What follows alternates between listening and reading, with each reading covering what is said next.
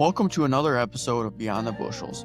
Today's guest is Quint Pottinger, a Kentucky farmer with a story that's as bold as the bourbon country he calls home. Quint's the kind of guy who nearly went to med school, but he chose to farm instead and turned 80 acres into a very successful business operation. Without further ado, let's get this started. Glad to have you on here. So I guess we'll start from scratch for our listeners. We're on take 2. So Quint, fill us in.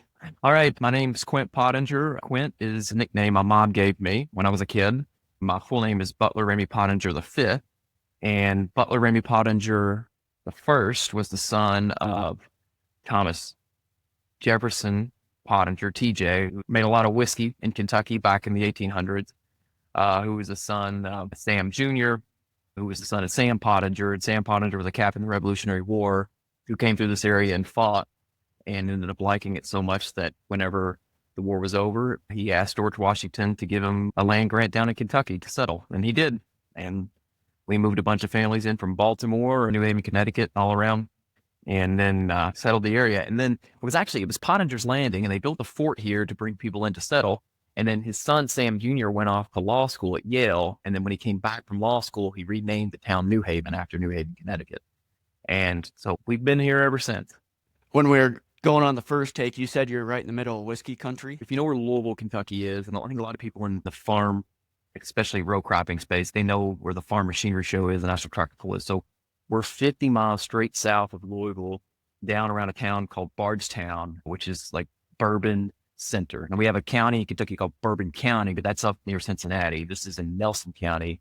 And so we're about 15 miles from Jim Beam, 10 miles from Acres Mark, 5 miles from Willett Distillery, the New Heaven Hill Distillery, and Barton's, and then a host of other distillers like Log Still Distillery is right across the road, and Preservation Distillery. Those are 2 distillers that we sell grain to, primarily all of our grain. So I take it you're a big vodka drinker?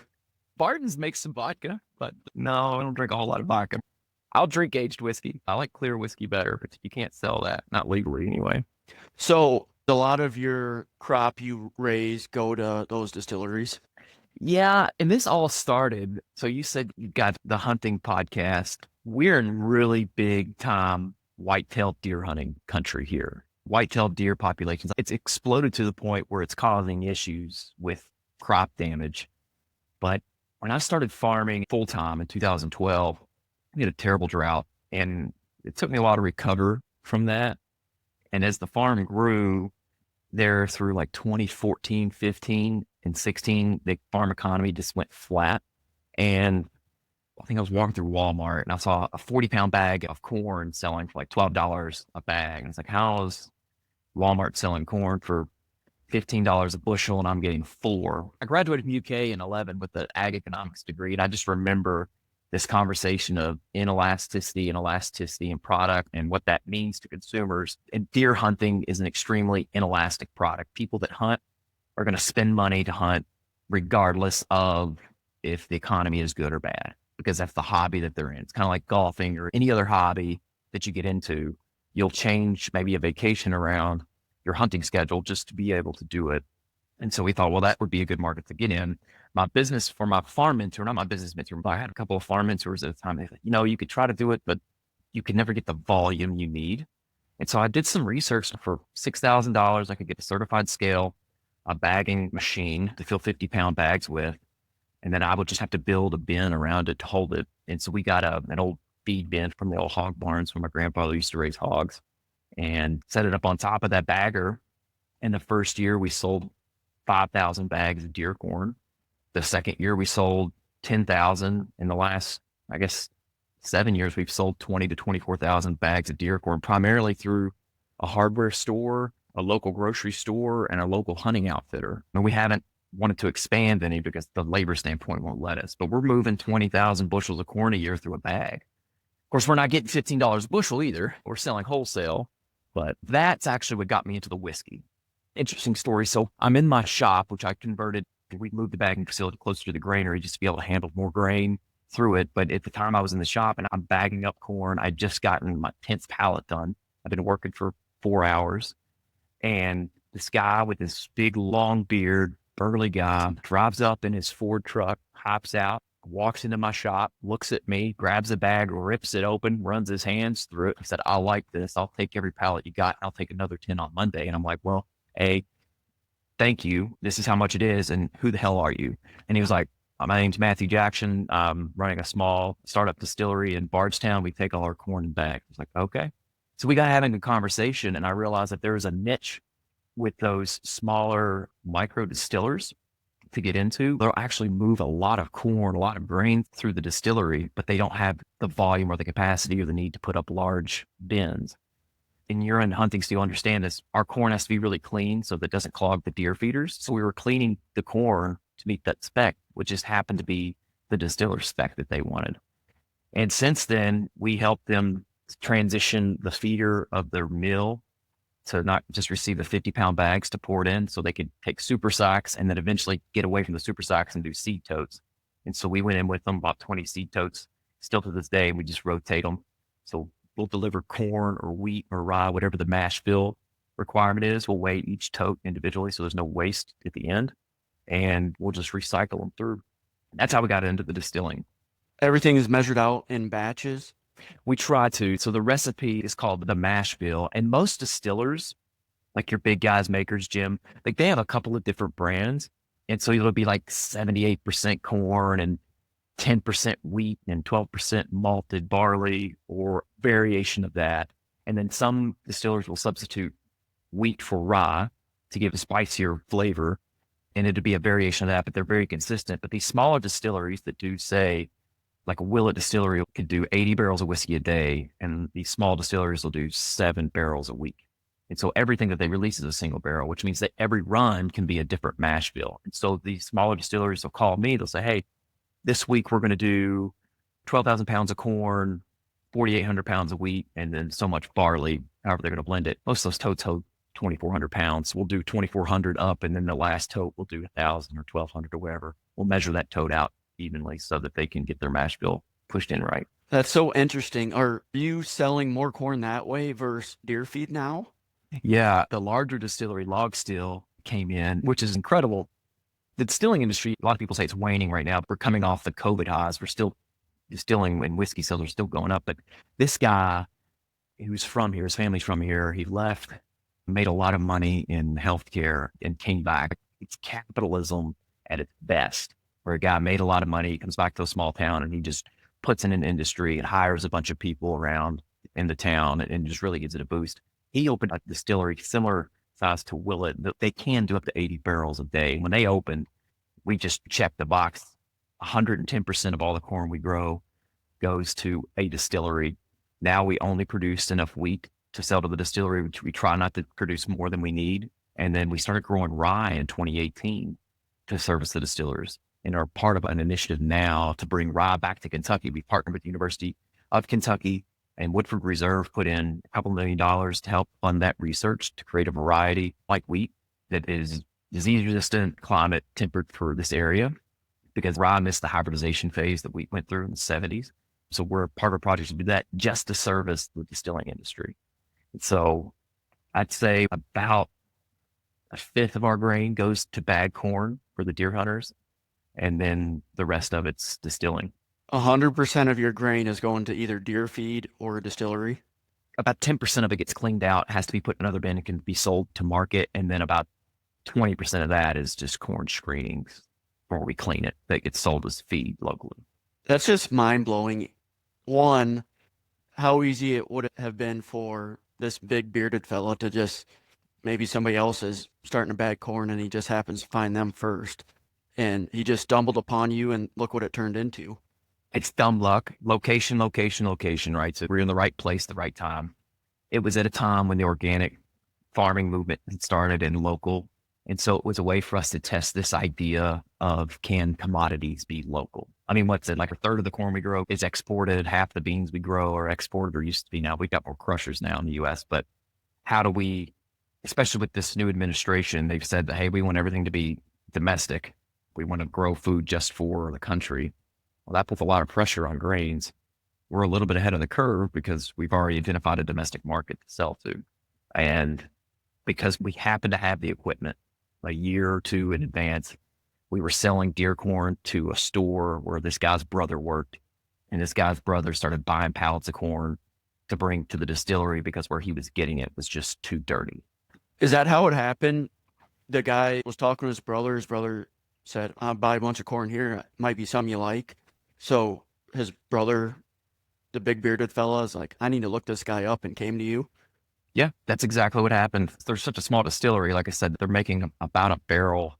It's about 2.5 barrels a batch, and they would run 3 times a week. And so their whiskey yields were just so low. They couldn't afford to lose that much because they're such a small batch distiller.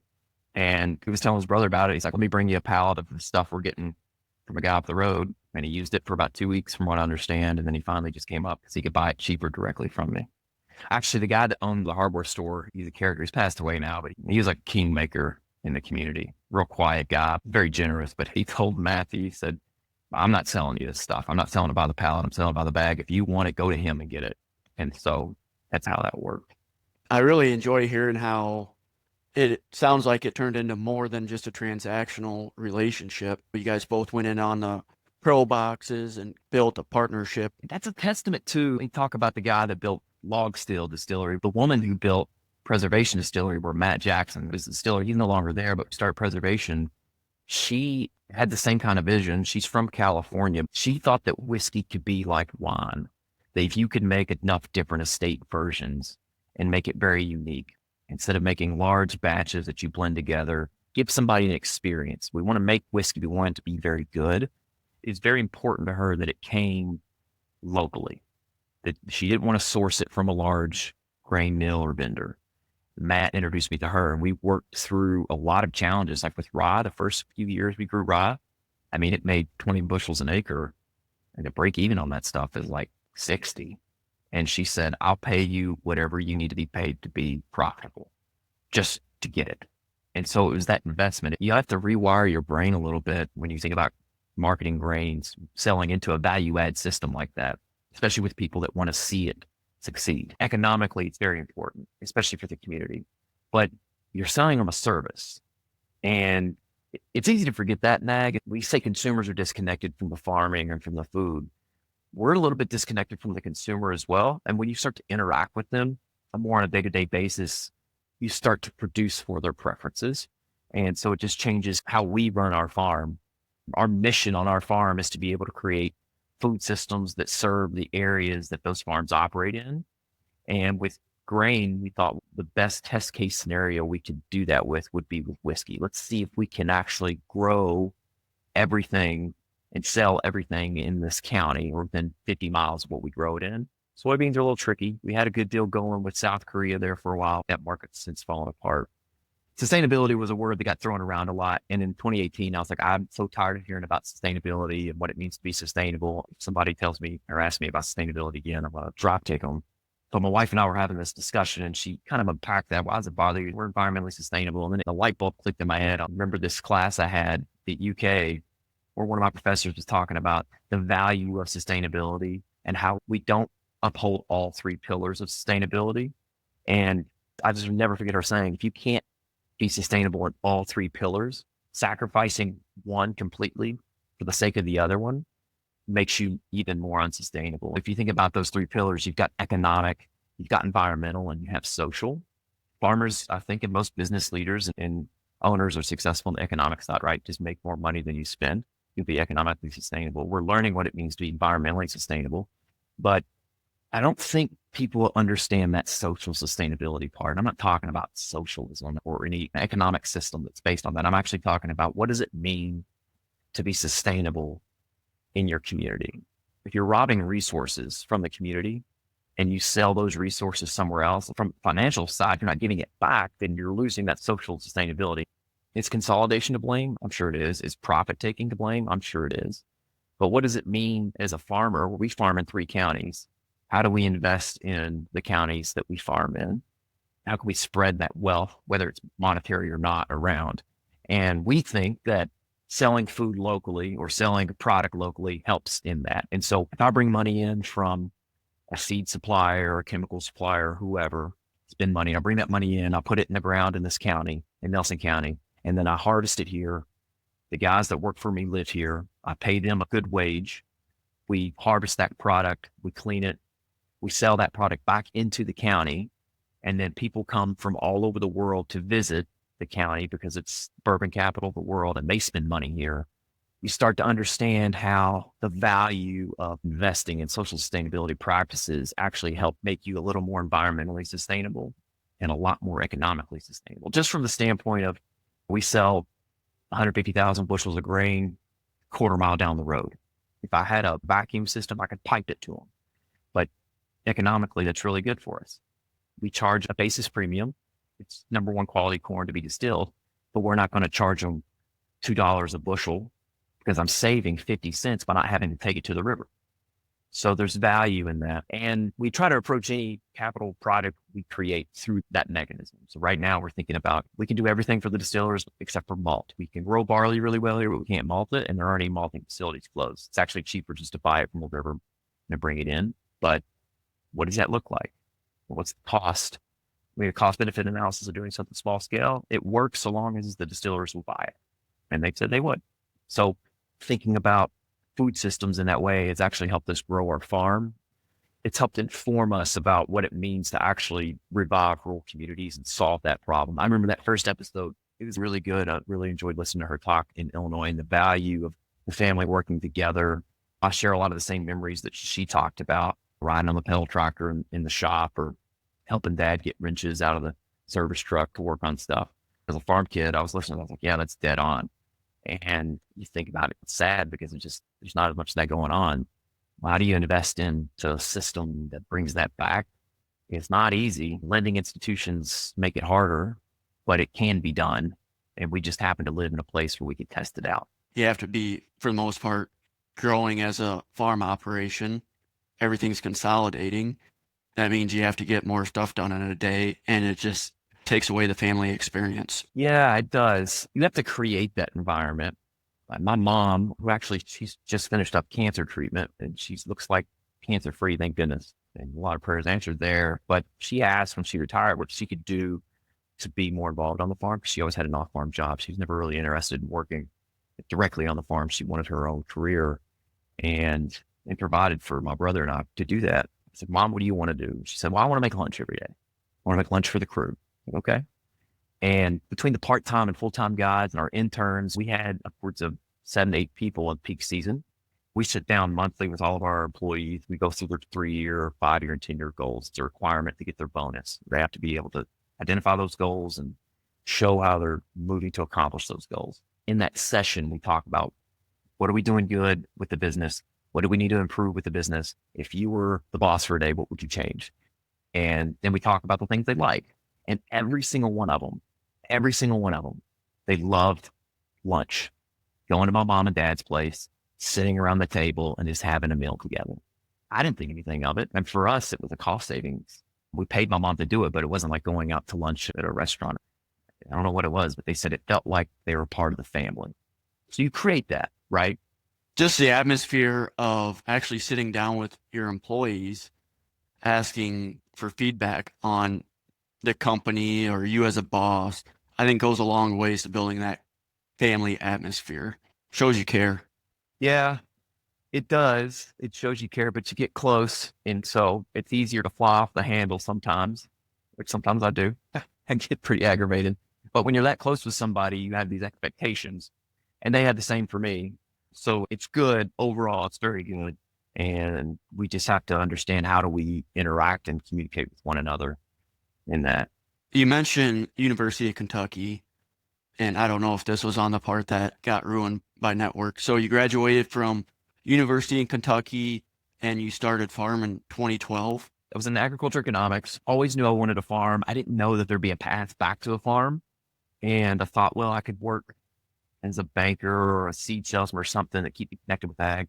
But to help pay for college, I worked at a hospital as a PT tech, and I did a couple of rotations in the ER. I loved it. I don't know if it was the chaos, if it was the people I was working with was part of it too, but I really enjoyed that. And in 2011, I was planning on applying for grad school. I eventually wanted to work my way into to be a doctor. I had a mentor at the time that was showing me what you needed to do and classes you could take, laying out a plan for me to do that. And my grandmother calls me and she said, Quint, I'm tired of living up here and taking care of this place. There's 80 acres left. Do you want it? And I thought, okay, this is an opportunity. My dream was to be able to farm with my dad. I thought it would happen later in life. This might be something to do. My girlfriend at the time, who would be my fiance in a week after this phone call, I mean, who I'm now married to, we've been married for 13 years. She doesn't have a farm background. And so she knew I wanted to farm. So I was talking to her about it. I was like, you okay moving out of the city? She said, yeah, I love it out there. Our grandmother's from here in the same town. So she's familiar with the area. I go up, talk to my grandmother, and she says, look, it's 80 acres is what's left. This is how much it appraised for. You write me a check when you're ready. And I thought, we have had a misunderstanding. I thought I was getting a farm. I didn't know I was buying a farm. And I didn't say that out loud. I said, okay, I guess we'll figure this out. So I went back and talked to Leah, kicked it around. I was like, yeah, I guess let's figure out how to do this. And between student loan debt, I'd started a precision ag business, or I'd taken one over that had been started from a farm mentor of mine. I was working at the hospital. My wife had mounds of student loan debt. We were both starting our careers. There's no way a bank was going to give us money to buy a farm. And my aunt and my dad worked it out for the trust to finance it for 5 years to get us some equity into it. And in 5 years, land appreciation from the distillers from booming and the money we put in, we were able to fortunately get it purchased from a bank, which I look back, I think how naive were we? Risky business, man. Again, the local thing was huge. And like I said, Leah, she never grown up on her farm. Her family had, and her dad, when I first met her dad, you'll love this. So he's an accountant, grew up in the same town that I live in, New Haven. And the first time I ever meet him, I'm asking him, hey, Tim, what do you do? And he goes into his whole life story. He talks about how he went to the University of Kentucky, got an accounting degree, became a CPA. He worked his way all the way up the corporate ladder to where he was then. And he said, it would never have happened, but I pitched straw one day for a neighbor in New Haven. And I realized then I didn't want to be a broke down old farmer from New Haven. So I got the hell out of there. And then he looks at me and he's like, so what do you do? And I was like, I'm a broke down old farmer. He said, well, it's New Haven boys got to stick together, don't we? There you go. The first year, we were trying to figure out how to make this thing pay for itself. And we decided we were going to grow like 2,000 tomato plants. We're going to sell them to local grocery stores or restaurants in Louisville. And it rained and rained and rained that spring in 2012. And the first good day it was to plant corn in May, I told Lee, I was like, I'm going to plant corn. Can you get these tomato plants planted? She said, all 2,000 of them? I said, yes, they all got to get in the ground. So I went and planted corn and she went and planted tomato plants. It was a disaster. How many did you get in? Her and her family got all 2,000 plants in. Really? Yeah. And we had watering issues. Of course, it ended up being a drought that year. And I think 500 plants survived. None of the restaurants wanted our tomatoes. We're able to make our money back selling at a farmer's market. We didn't make enough money to pay the mortgage on tomatoes. And I'll never forget that fall. I actually ended up having to sell paper reams and printer ink in Louisville, doing business to business sales for a company that sold Dunder Mifflin paper, like from The Office. I'll never forget that. There you go. And made enough money to pay our mortgage. A side job? Yeah, just to make some money. And eventually I was farming about 100 acres at that time. And then we worked our way up to, and of course I started the deer bagging business in 2015, and that boosted profits quite a bit. We went from 50 acres in 2012 to 800 acres in 2017. And then my dad and I merged our farms together. That took us to 1,100. And then we grew all the way up to 3,800 acres last year. And of course, we're down to about 2,400 this year. Man, that's been a wild ride, hasn't it?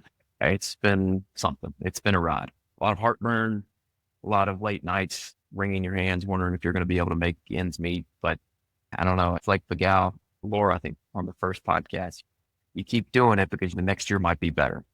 That's what keeps us going. Going through the first 2 years, like, how am I going to make this work? So I'd really like you to talk about those first 2 years. So if any of our listeners are just getting started farming or maybe trying to start a business in farming, the first couple of years, it sounded like were pretty rough for you. So what kept you grinding? What kept that hope in the back of your mind that you're going to make it work? Because here in Iowa, 2012 was pretty rough too. And I wasn't farming at that time, but I just want to hear your perspective of the thoughts that were going through your head. Is this worth it? Do I give up and try something else? So fill us in there, because it sounds like this pretty tough go that first year. Let me give a caveat before I start down this. We have interns on the farm. Some of them want to farm, and we talk about what it takes to get started. 5 years ago, I could lay out a plan for somebody to start. And last summer, we had a guy here. I don't know if it's because I'm older, maybe some of the riskiness is gone, or maybe it's just becoming that much harder. It's hard for me to see a path to start that can effectively tell somebody how to do it. And so let me say that as a caveat. I was really fortunate to be born or to be farming in this area to begin with. You almost have to be. Yeah. Also, you're born and lived through a really interesting period of American financial timing. And what I mean by that is in 2002, how many guys that were my age would have graduated high school, gone to college, and come back to the farm?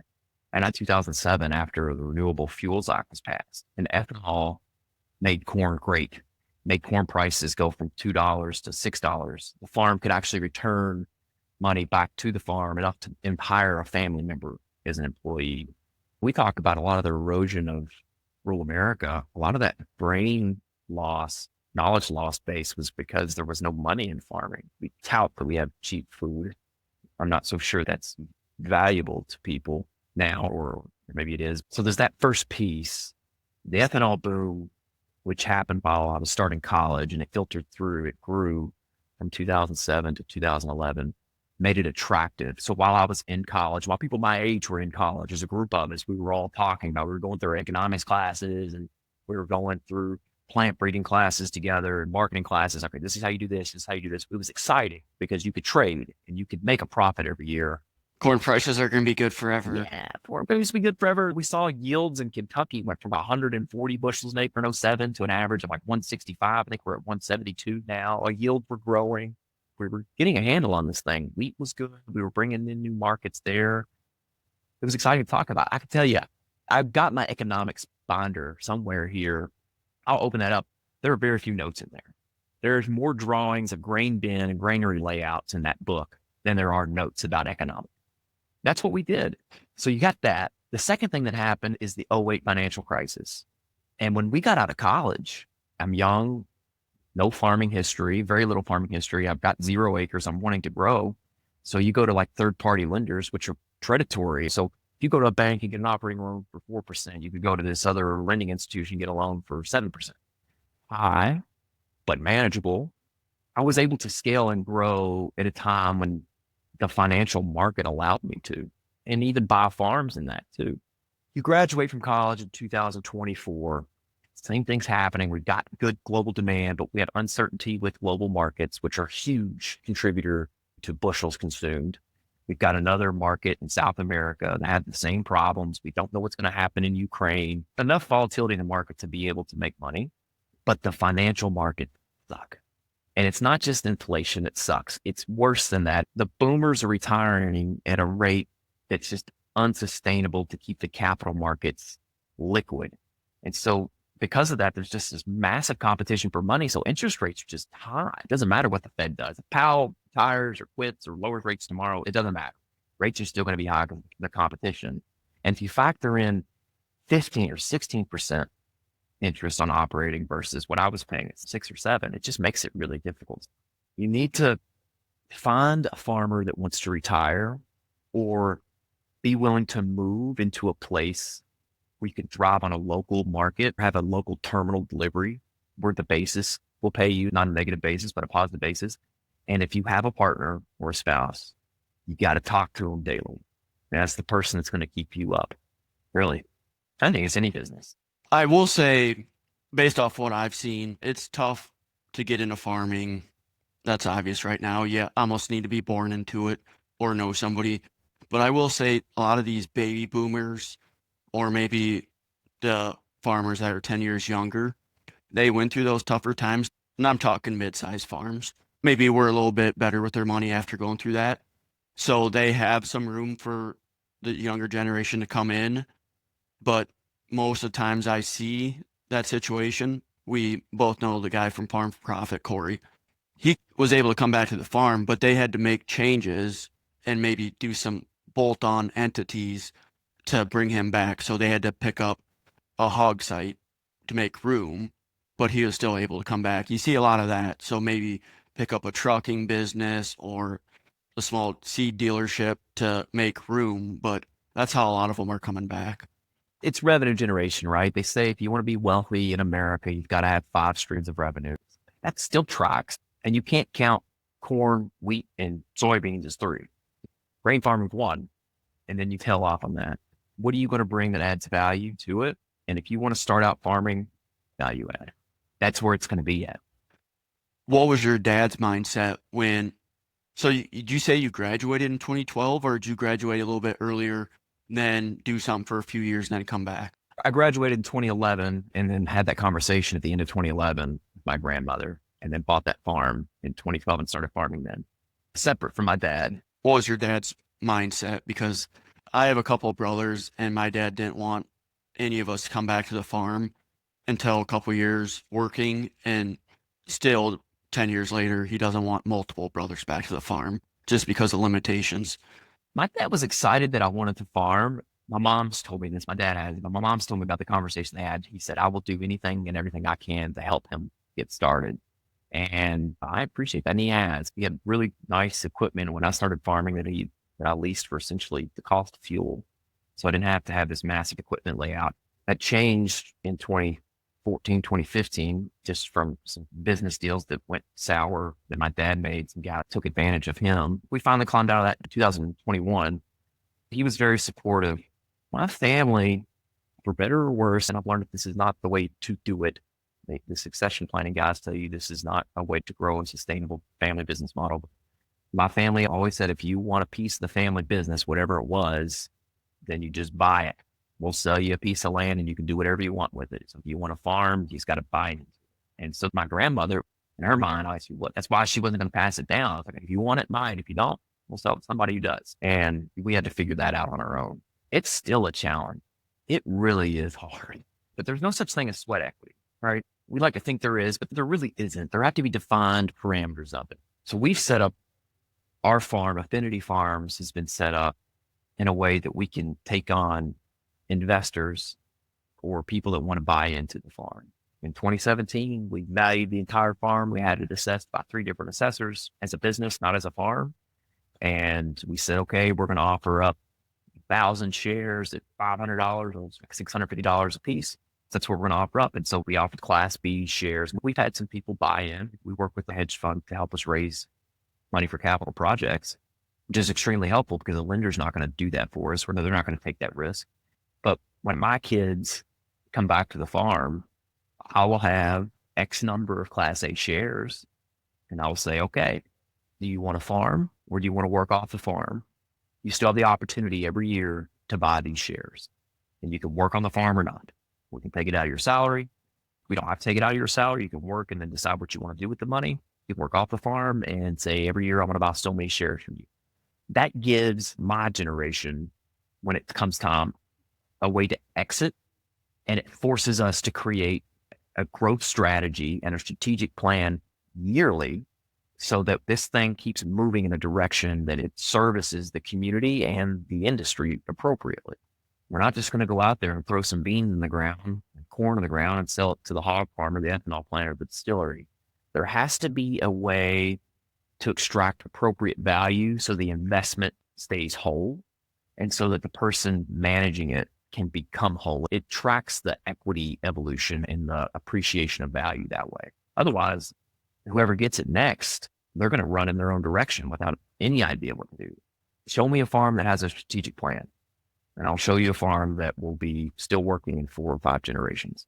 Show me a farm that doesn't, I'll show you a farm where the kids are going to sell off portions of it to stay above water. A lot of the stuff that gets passed down, inherited, just ends up getting sold anyways. Either it gets put in a trust with multiple siblings and they can't agree, so they have to sell it. Maybe one sibling buys it back, but it's something like you're running kind of avoids that. Yeah, I have a very clear vision about what I want to see in the industry in the next 20 years. And I have a very clear idea of where it's going. And I have a lot of pushback about it. There's not a lot of people that agree with me about the direction we're going with the industry. But you can take this thing all the way back to Mesopotamia, right? Agriculture birthed civilization. We gave rise to doctors and lawyers and politicians and engineers and architects and merchants. All of it came because there was a few group of people that said, we will figure out the food thing. So you all can go do everything else. And we saw the explosion of knowledge from it. As we've consolidated and we've eroded that investment into the food system, it's created what I think is an opportunity to restore it. And so there's an economic value chain that hasn't been exploited yet that I think we'll see in the coming years as we return to, I don't want to call it wholesome, but a more complete diet among people that value that.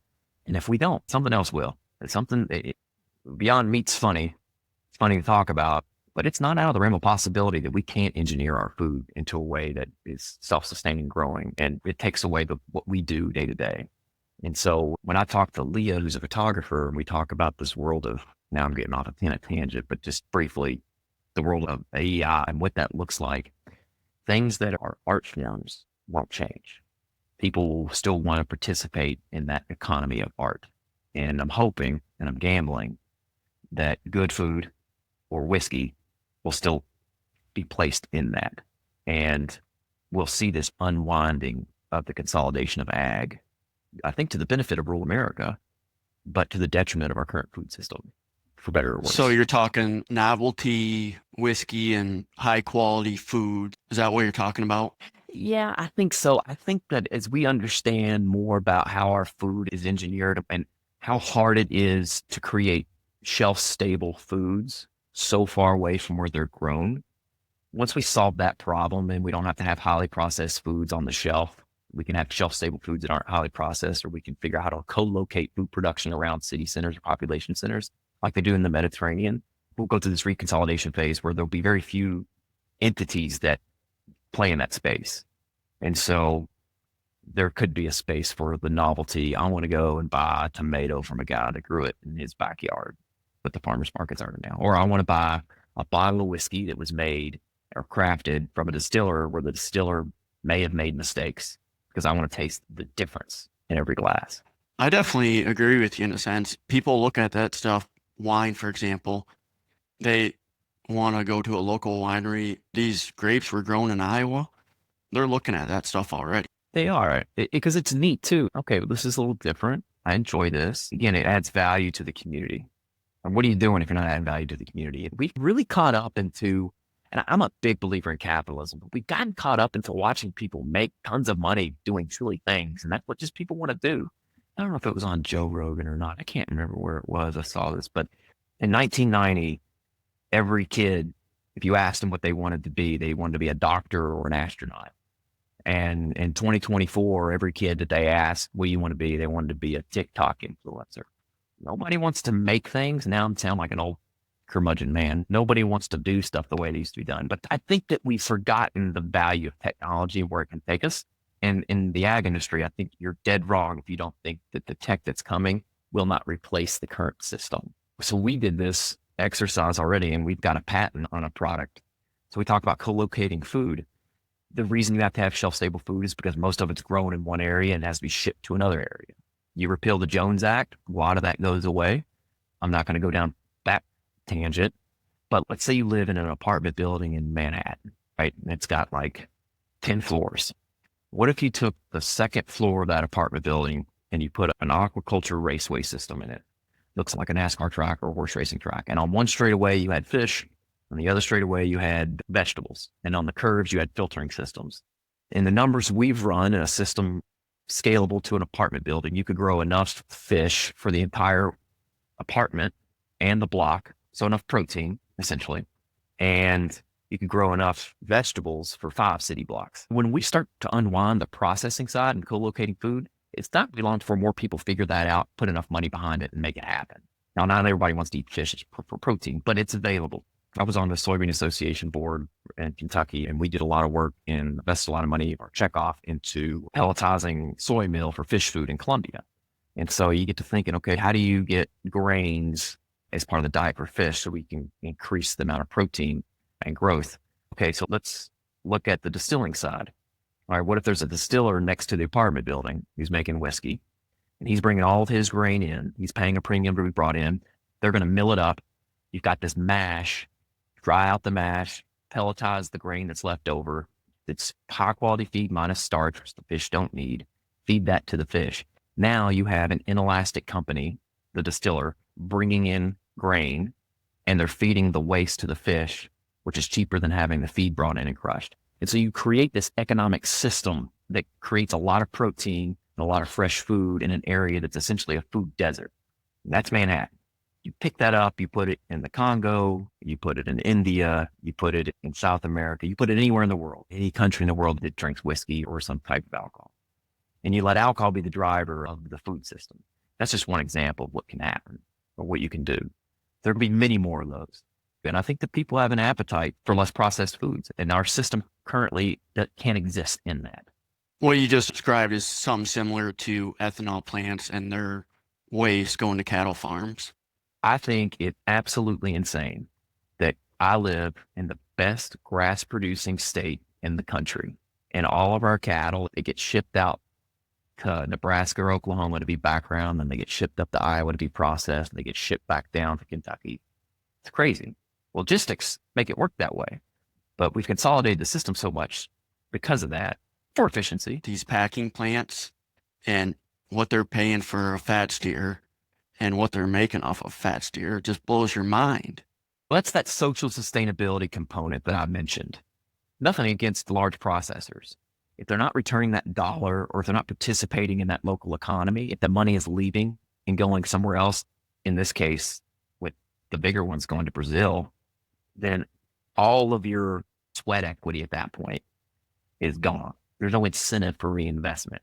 Why go to 4,000 cattle if the guy that's buying the cows is going to take all your profit anyway?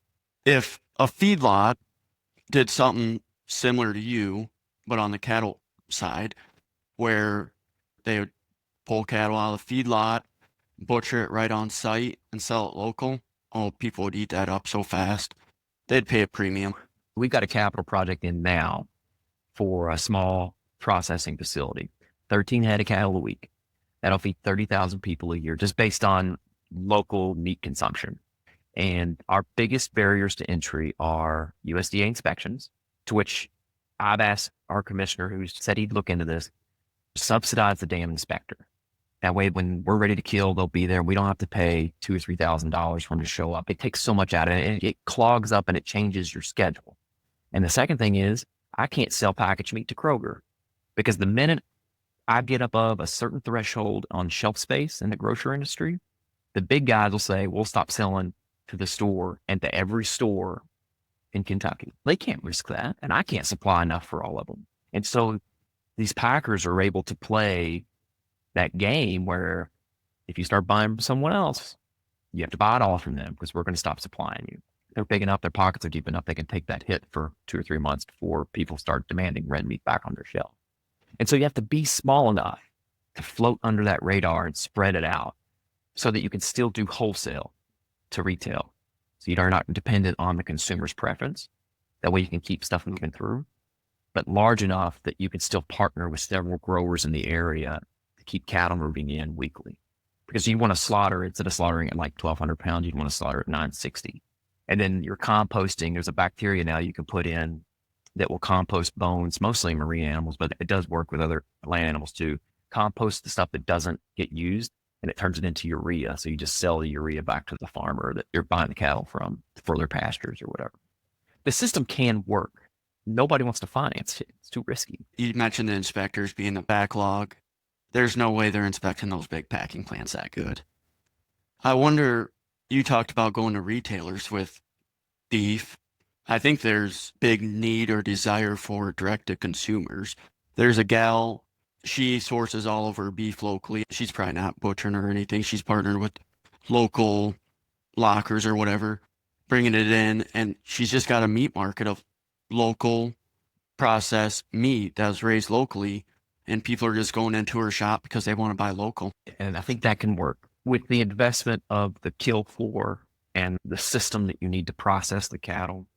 It's hard to do a 5 or 10 year projection and CapEx investment system on a product that's that inelastic, but you can do it if you run to retailers, because the cost is not going to move too much. When you're exposed directly to the consumer, it can be done. You have to be looking at CPI numbers and GDP weekly. You've got to have the Atlanta GDP now on your phone. What's consumer sentiment so that you can scale back slaughter weeks before consumer preferences change. But I do think it can work. And I was really bullish on it. I was until this election. And nothing against Donald Trump or the administration. That's not what I mean to say. People absolutely voted their pocketbook, which means that they're willing to sacrifice walking around the grocery store to get fresh food because that takes time to prepare when they can just go to McDonald's and get it for the same price or cheaper, even though it's gone up. So I just don't think we're there yet as from a consumer system to scale it in multiple places. Do think it can be done, especially because there is some demand for it. I think with any business, there's one thing that can cover up a lot of, I won't say mistakes, and that's marketing. I think she knows how to market. Social media, you can make a lot of not great business models work if you're an expert marketing, and I think she is. Capitalism is marketing. That's it. That's all it is. You're right. I agree with that. I don't want to get too far down the weeds. You mentioned everybody wants to be a TikTok influencer. I'll just hit real quick. When you talked about COVID earlier and you talked about TikTok influencers, when COVID first hit and we were starting to recover and you'd go in these restaurants and you're like, why aren't people going back to work? I think people figured out that they can make money on social media or working from home and stuff like that. They're forced to figure that out during COVID and they just never went back. And I don't think it'll ever be the same. Can't put the genie back in the bottle. There is definitely money to be made on social media. I think that's good. It's a good economy to be in as long as you're adding value. It doesn't come back to the community though, like you've talked about throughout this episode. It can. It just has to be done right. I think it can. My brother, he's somewhat into it with woodworking. He's an occupational therapist. He started out in a business that was absolutely amazing. And I'm not going to go into that, but he does some stuff on TikTok and Instagram, but he does a lot of promotion of local groups, which is important. Promoting your local businesses in that space to be socially sustainable. But what are you going to rob from, right? If you're going to rob from social sustainability, what are you going to prop up and how is that going to make its way back around? Without that thought, the business isn't going to last the next generation. And I think you and I both know it'll be very interesting to see. It's so multifaceted. I had this conversation with my father-in-law quite a bit. But my wife, she's got 3 younger brothers. They're all 4 years apart. The last one's he's 8 years from the next one. He's a freshman in college. But her dad's like, oh, when I was your age, I was doing this and this, and I was buying a home, and I was getting a car, and I was doing that. And it's hard to sit down and talk to the boomer generation. Like the inflation economics that you grew up in is just not the same. It just isn't. It's a lot harder to do what they did because where we placed our value on things has changed so much. And I think that this generation that's coming up in the workforce, they saw what happened to the millennials in '08. They saw it happen to them again in COVID. What's the point? And we have to give people a reason to say there's value in buying a home and building equity. There's value in starting a business and putting money away. There's value in volunteering in your community. Until they can see that value, they're not going to participate in it. Everything comes full turn. So that obviously doesn't apply to everybody, but the whole, you need to go to college for 4 years and do this, become a doctor, like you mentioned earlier, that is rapidly changing the value of a 4-year education because there's more opportunities to start businesses locally and stuff like that, where you don't necessarily need an education or 4-year education. It helps, but there's just so many opportunities. People are willing to get into trades. So that's starting to evolve quite a bit too. I have a really hard time discouraging people from going to college that want to, even if they have to take out student loans. And it's because of what I learned from it. College didn't teach me a trade, but it taught me how to learn and use your resources and live on your own. I learned a lot of trades in high school from my ag class and from my dad. I can weld. I'm not a great plumber, but I could do it. I wired my entire grain facility because I couldn't afford an electrician to come do it. Not bragging, but I'm saying I was fortunate enough to grow up in a household and in a school that taught me how to do those trades. So if I had to go do it, I had to get a job, I could make a lot of money, but I could pick it up quicker. Whereas I have a hard time with this current generation saying you don't need to go to college. You can go get a trade and you can do well. I'm not saying you can't, but if somebody wants to go to college, guide them into the direction where they can actually add value or return and add value. It's important to be able to always be striving to learn. To me, it's not what you learn, it's learning how to use your resources, you make connections. It's not all about just having your nose in the books and getting A's on tests.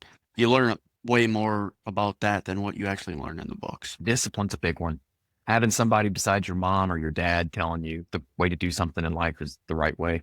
I had a ag teacher. She was really good. I look back, she was telling me the same thing my mom and dad were telling me as a teenager, but it just made more sense coming from her. But that's how it is with all kids. I don't want to get too much into politics, but student loans, the idea behind it drives me nuts. You should give away college to students so they can have a free education and not rack up so much student debt. And you have these politicians saying this. Like, my God, if somebody gets a student loan, who's funding that student loan and who's getting the interest? It's not a local bank, it's the government getting 10% interest. If you want to benefit students and help them without student loans, don't just give them free education. Lend them money without the interest rate, so they still have to pay for it. People don't understand that. The government's the one getting all this interest off these student loans through FAFSA. Yeah, that's true. Interest can be charged in other non-monetary ways as well. So when we do anything on the farm, lending wise with any of our employees, or if we have an employee that wants to go get a trade or get an education, we'll help them with the bank. It's kind of like with the bonuses. You don't want to pay interest on the loan. You have to do these things and you'll always be better off for it. You're going to invest your time instead of your money or resources that way. But I agree with you almost wholeheartedly. The hardest thing about student loans is that it's a wealth robber, because when you put a student loan on your balance sheet, there's not an asset to offset it. And lenders have a hard time understanding that. The whole reason people are in this problem where they can barely pay the interest is because all that interest is going to the government. Correct me if I'm wrong, but when you do a student loan through FAFSA, it's a government loan. It's going to the government. Yeah, it's going to fund that. We talk about financial responsibility, fiscal responsibility, especially in ag right now with the economy. And I just point to the government. I'm like, I'm just going to do what they're going to do until they tell me that there's a better way. We're all going to be in this debt cycle together. Not the way to be. And I'm not really doing that, but I think it's interesting that you're right. They have to be able to either write off that interest or be able to pay the principal first. And if the only thing left at the end of the loan is interest, find a way that maybe not forgiveness, but find a way to roll that back into wherever they are. If they start a business, they'll give you a break. There's several ways you can do it. Ray Dalio's got a really good book right now. It's How Countries Go Broke. And he talks about that debt cycle and why it's important to keep the lid on interest. This will be the last thing I say about politics, but all those people trying to make these decisions, they're just trying to buy votes. That's all it is. It's not good for the country. That bill that just passed will be the only bill that passes until the midterms, because it's the only bill that's required to be a 50-50 split in the Senate. Every other bill that comes through has to have 60 votes. And we're so partisan now that there's not a dang bill you could put out there that would be able to pass the Senate, because you'd have to have some Democrats to get it done, or you'd have to have Republicans if it was a different group in there, and they don't work together. And I think you're right. I think they are buying votes. There's more interest to special interest than there are to the consumer. Until that system changes or turns, I'm not sure that it's going to change. No sense complaining about it. You just have to ride that wave. To the same point, I don't think that we'll pass a farm bill this year. Just don't think it's going to happen. I don't think we'll pass it next year either. Not worth getting too stressed out about politics. There's nothing you can do about it. I tell people, if you didn't vote, then you can't complain. You voted, you can complain all you want. You can complain about whoever you want. But if you didn't vote, I'm sorry, you can't complain. Just sit there and take it. But being a victim of circumstance has always happened in human society. Yeah, I know we got off topic, but you've been farming for what, 10 years? Where's your dad at in the situation? So you guys are both farming together? He's in the shop working on the bulldozer. How old is he and where is he in the transition? He'll turn 76 in 2 weeks. So he was pretty much retirement age when you came back to the farm. Were you the first one back at the farm? Yeah, I bought a farm and operated it on my own before we merged the farms together. But yeah, he was in his mid-60s, early mid-60s when I came back. And then when we merged farms, he was in his late 60s. He agreed with the direction we were going. He was on board with rolling the dice. My dad has always adopted technology and new ways of doing things quickly. He's an early adopter in that. And he's very curious about where things go. So he's been an incredible mentor to be in business with. We don't always agree on everything. Are you the only child at the farm? Yeah, so I started Affinity Farms when I bought the farm from my grandmother. And then when we merged, we pulled Rio Vista Farms, his farm, into our umbrella. We still use that brand to promote stuff. You mentioned a brother earlier. What's the situation there? He's an older brother. So he bought my mom's family farm, a small cattle farm. He purchased that and built a house out there. That's 60 acres. We rent that farm from him. And he's offered on that side of the family, my mom's side of the family, there's 15 or 16 grandkids. He's pulled that out lots. We're spread out all over the country. He said, if you want to come back to New Haven, I'll give you a plot of land to build on, because that's what my grandmother did for him. And then eventually he bought it from her. So he doesn't farm. He leases that farm to us, and he's an occupational therapist. Bunch of smart kids. The reason I ask is when I first got out of college, I was thinking, man, it'd be so cool if all three brothers could farm together. The older I get, the more I realize the chances of that working out are not as good as you hope. I bet it's less than 10% of siblings can farm together and make it work. I think that's right. But I also think that's true in business. You have to be able to leverage the talent, each individual's talent. And doing that, leaders naturally rise. And with siblings, there's so much inner competition that being able to take direction and press forward, it's really difficult because you want independence from your siblings. You want really good things for your sibling. I want really good things for my brother. Now he wants really good things for me. Working together creates a dynamic where there's just this rivalry, for better or worse. But working with your talents, you can work that out. Some can do it. You almost have to run it like a business. Either draw a line in the sand, say, okay, you're the CEO of the cattle, I'm the CEO of the row crop. That's how it is. It's a contract. I may have the final decision. If you go in thinking like, we'll figure it out, it'll never work. No, it'll never work. It's not a strategy. Hope isn't a strategy. It's what keeps you going. And that's why we split our farm up into shares. There's a world where we have an intern that comes back and he wants to start buying shares. Guess what? He'll do that. I joke with all my interns, and we've got a new employee now who was a former intern. I said, look, I want to be retired at 40. That's 4 years. You have to figure this out in 4 years. And he laughed. I said, I'm not kidding. I want to be running a combine or a tillage tool when I turn 40. I don't want to be in this office running this business. By retire, you mean still working, but less headache of making the business decisions? I would love to retire in a sense that I'm not taking a salary from the farm. If the farm makes money, I'll get a dividend. I can either push it back into the farm as investment, or I can keep it and put it into some other entity. There's so many projects, things I want to get done before I die. I could roll into something else. And we started this. It will work. It just takes everybody being on the same page to get out there. When you were planting those tomato plants, did you ever envision yourself wanting to retire at age 40? No, I didn't. I'm not saying you got lucky. You obviously earned it. Sometimes if you just keep grinding, sometimes a ball will bounce your way. That's it. You just got to keep throwing darts at the dartboard. You could be blind or really bad at darts. Eventually, you're going to hit the board. You still have to take advantage of it. You didn't just have somebody come buy a bunch of corn and just put it in the checking account and walked away. I mean, you capitalize on the opportunity. Yeah, and you have to be willing and open to that, but you also have to be in a position to do that. The guy that heads up the investment for the farm, success begets success. Put yourself in a position. I served on our Kentucky FFA Foundation board for 9 years, just rolled off of it.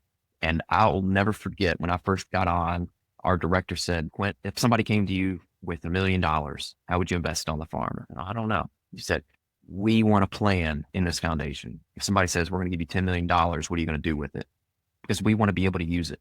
So I've taken that mentality in. It's not just about getting money. If somebody comes to you with an opportunity, are you in a position and prepared to execute and take advantage of the opportunity? It's not enough just to say yes.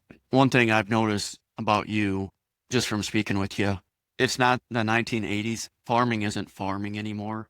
You have to have that business mindset. It's a business, and yeah, it's a family farm.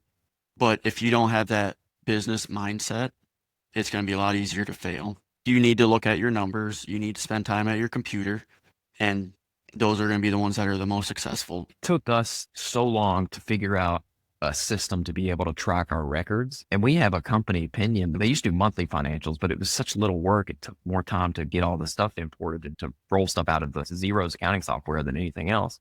And finally, I told the guys that we were sending this monthly stuff off to, look, I'm going to do monthly stuff in a software system that I can manage. And I will let them download that ledger, put it in Zeros every quarter, and they'll spit out the accrual system. There is no accrual accounting software. I begged Traction, begged them to come up with one. And they are saying the same thing that I am seeing. It's almost impossible to create an accrual income statement in farming. There's too many variables. And so with that, there is some intuitiveness about having a system that can track not only my field records, but can also seamlessly pull it in through my accounting system for reporting so that I'm not spending a weekend every month tracking that down. And that's what adds value to me. How much time are you sitting at a computer doing what I call the mind-numbing business, number crunching, taking care of your finances? How much time a week do you think you spend?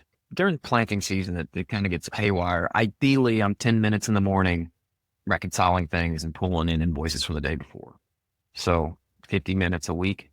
That's just on the accounting side. Now, I'm putting together decks for raising capital, for talking to lenders. I spend at the computer raising money.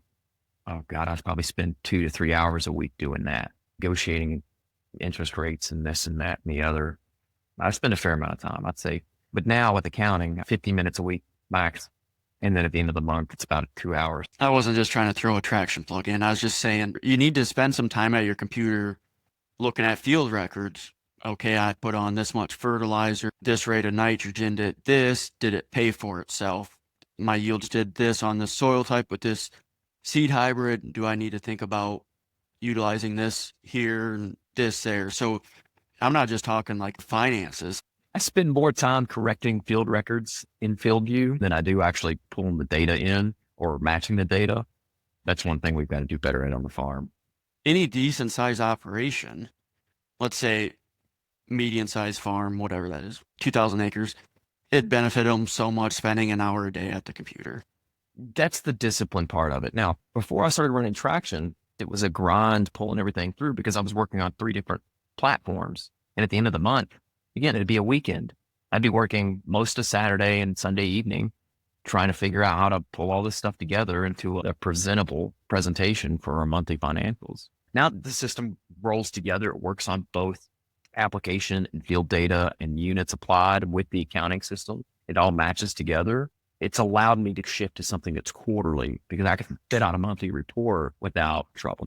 It doesn't matter how good the system is. If you don't take the time, bad data in is bad data out. Bad data out. That's right. Exactly right. But you also have to have a system that can be nimble enough to do that. I mean, I've been using Traction for, this is my 2nd year, so 18 months. And they're growing and improving rapidly. Oh man, this has been a fun conversation. It's so interesting hearing from different regions. I'm dead center in Iowa, corn, soybeans. My goal is to someday get all 50 states. What states you like? You're only the 2nd interview, big guy. Oh, okay. I thought you'd had a couple more. I heard the first one, but I didn't know if you had a couple more you'd already done. I went into this episode with intentions of talking about heritage more and stuff, and we did, but man, it's conversation's flowing. Let it go. Let's let it go. That's right. That's what I say. Content's important. So before we wrap this up, I don't know if you caught the end of Laura's episode, but we're going to do a pass the mic. I probably should have warned you, but Laura asked a question. You'll answer it, and then you'll provide a question for the next one. So Laura's question is, what are your hopes and dreams about the future of farming and agriculture in general? And you've probably talked about this throughout the podcast, but let's nail it down. I love this actually because it makes you look forward to the end and figure out how they answer it and what their question's going to be. I thought about this too. When you get through the first season, it'd be really cool to do a special, just the last clip of each interview so you can hear and see if there are any commonalities in that thread of question asking and answers that people give. I think that's super cool. Hopes and dreams about the future of agriculture. Are we talking about American agriculture or just ag in general? Up to you, man. Okay. So one thing that my wife and I love to do is to travel, get out of the country and see other countries, and with the intent of doing something in ag in another country. So we go to another farm, we try to find a translator. Sometimes we don't, but we just see ag and we see farming and we see rural communities in other countries. Every farmer is the same. We love the same things. We talk about the same smells. We talk about the time together with family. I would relate it a little bit to people that all live in Denver or mountain climbers. Not really, but they all enjoy the outdoors. People that live up in the PNW or in Alaska, they love to fish. I'm being very general, but I say that to say, I hope in 20 or 30 years that this conversation that everybody in ag or every farmer that's farming now has about rebuilding rural America does come true. I really hope that we can reconnect with the consumer in a way that invites them. We had a movie filmed on our farm in 2018, Silo, that the Sukups were really involved in. And the producer was from downtown Manhattan in New York. Had such a profound impact on him that he and his wife moved and bought a farm in Pennsylvania. Now they just actually started filming this summer, working on a film about mental health and farming series. And he said that I'm all in. I'm a farmer now.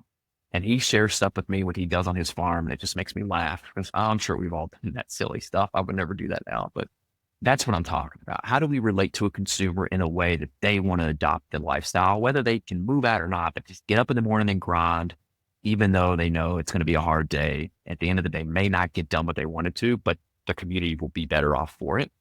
It's a dream. I was going to laugh. You're going to reinforce all the non-farmers, the farming stereotype by saying farmers from every country are the same. We already have bad enough stereotypes as being a bunch of rednecks. I will say this. If you get into a conversation with a farmer, we spend so much time alone. We're in our head a lot, but we're not socialized very well unintentionally. And so sometimes we just say what's on top of our mind out of context and it comes off in a really brash way. Again, every farmer that I've interacted with, they understand what's happening in the financial market. They understand what's happening in the commodity markets. They know what's happening with populism and government, wherever it's from. They understand the foes that exist in the world, and they understand their consumer. They're very intelligent. You just got to get there. You got to peel an onion back, and they're not going to give it to you voluntarily because they've been burned or scorned or they just don't want to put up with it. You just got to dig a little deeper with them. That's what I would tell most consumers. Just hang in there. They've all got a horror story that's worth listening to. I love it. They come off rough. They're genuine. They're not going to pretend to be somebody they're not. When we were in Italy, we met with a buffalo dairy that we were going to sell barley to. And it was like 10 a.m. With the Ukraine war and everything, is it difficult? Or are you having a hard time? Of course, he didn't speak any English. I didn't speak any Italian. So we're having this conversation through WhatsApp in person. And he just was like, oh. And he walked away. I was like, I don't know. Maybe it didn't translate well. And he comes back with a 6-pack of beer at 10 a.m. And he points to a chair on his front porch. We sat down and we just had a conversation about how hard it was going to be to get through the next 6 months just based on economics and the market outlook. And I was like, yeah, I just wanted somebody to talk to about it. We did. We had a beer. We went out for lunch. We had a really good lunch and that was it. But that's what I mean. I'm glad you mentioned that guy doing a film on mental health with farmers because they're so bad about all these issues that you have going on and trying to be the tough guy. It's a tough living. The challenges are deep and there's nobody you can talk to about it. You don't want to be vulnerable enough to do it to begin with, but some things are just sensitive and some things are hard to talk through because you don't know the answers to. It's like chaos, right? That entropy that happens in our brain that just wants to unwind to control. And it takes practice to get good at it. And there's pride too. Talk about, oh, it's not going well on the farm or starting this company, they're going to think I'm a failure. And it's not always peaches. It's not. And we run equipment that's 15 years old here. We had a group out here, a whiskey group that came out and toured the farm from Louisville. And there was a couple of people there that also farmed and they were walking around and they're like, most farms, the equipment's newer, but on this farm, it's just a little older. I'm like, why say that? Why bought this stuff? I paid for it. I'm pretty proud of it. There are things that come off that roll off people's tongues or come to people's minds that are just how do they want to connect to consumer in such a certain way where we just want to be real with them and be able to engage with them. So bizarre. Yeah, you just can't worry about what anybody else thinks. You just got to do what's best for you. Got to know that you're on this path. Well, we've accepted that with the farm. We know what our mission is. We know what our vision is. It's a little different than most farms, but we're looking at what's going to happen in 20 years and how do we get as many people interested How many careers can we launch off the farm? If people come here, they don't want to farm. How do we get them in a better position financially with their family while still living here and spending their money here? That economic and social engagement is important to us. And then we're down that path now. Well, what about you? You got a pass the mic question for the next guest? Kind of related to what we've been talking about, and I guess this does have a thread with rural America, but how are you encouraging people, employees specifically, to take an interest in ownership in the industry, not just on the farm, but in the industry? That's a good one. I like that. It's been a lot of fun. I appreciate your time, man, and looking forward to staying in touch. Hopefully, build some good relationships out of these interviews. Yeah. Let me know when you're in Kentucky. We'll take you around to those distilleries. Sounds good, man. Looking forward to it.